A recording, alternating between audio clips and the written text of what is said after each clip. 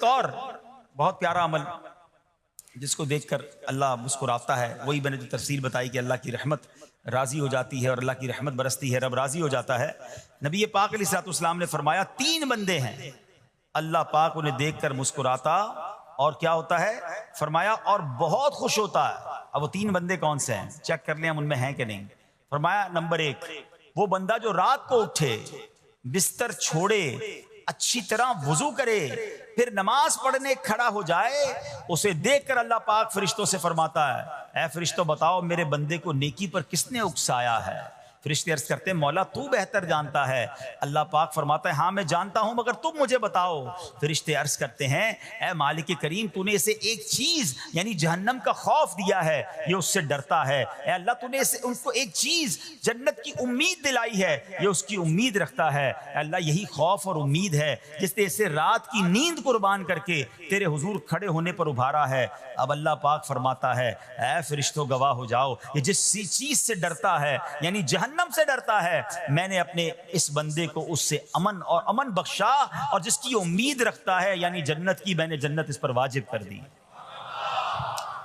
رات اٹھ کر جب دنیا سوئی ہو بندہ اٹھ کر تہجد کی نماز ادا کرے، اللہ کی بارگاہ میں آنسو بہائے، اللہ فرشتوں کے سامنے گویا فخر فرماتا۔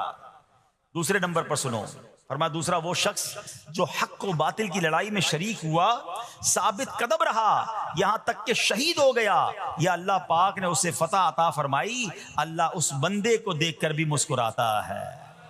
جہاد کرنے والے مجاہدین یا تو شہید ہو جائیں یا غازی ہو کر لوٹے اللہ کی رضا کے لیے، اللہ کی رحمت ان پر بھی چھما چھم برستی ہے۔ اور تیسرے نمبر پر فرمایا تیسرا وہ بندہ جو رات کو سفر کرتا ہے، یہاں تک کہ رات کے آخری حصے میں جب کہیں ٹھہرتا ہے تو اس کے ساتھ والے سو جاتے ہیں مگر وہ کھڑا ہو کر نماز پڑھنے لگتا ہے، اس بندے کو دیکھ کر بھی اللہ پاک مسکراتا ہے۔ اجتماعی عبادت کے بڑے فائدے ہیں، اجتماع میں آنا، محفل میں آنا، دعا میں شرکت کرنا بہت اچھی بات ہے، مگر اپنی عادت ایسے بھی بنائیں کہ کچھ عبادتیں ایسی کریں کہ میں جانوں اور رب جانے۔ یہ جو رات اٹھ کر دعا کا لطف ہے، رات اٹھ کر جو نماز پڑھنے کا لطف ہے نا، جب ساری دنیا سو رہی ہے اور بندہ اپنے رب کی بارگاہ میں حاضر ہے۔ علماء کہتے ہیں دن کے نوافل کے مقابلے میں رات کے نوافل افضل ہیں، کیونکہ رات سکون ہوتا ہے، رات رقت قلبی ملتی ہے، سبحان اللہ، رحمت الہی چھما چھم برستی ہے۔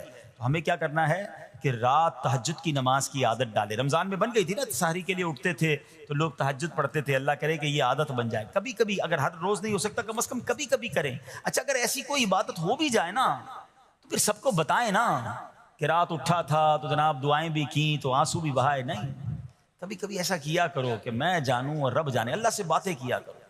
میں آپ کو صحیح بتاؤں، آپ مجھے ایک بات بتائیں، یہ تو آپ نے سن بھی لیا کہ اللہ کی رحمت کس قدر برستی ہے اس پر۔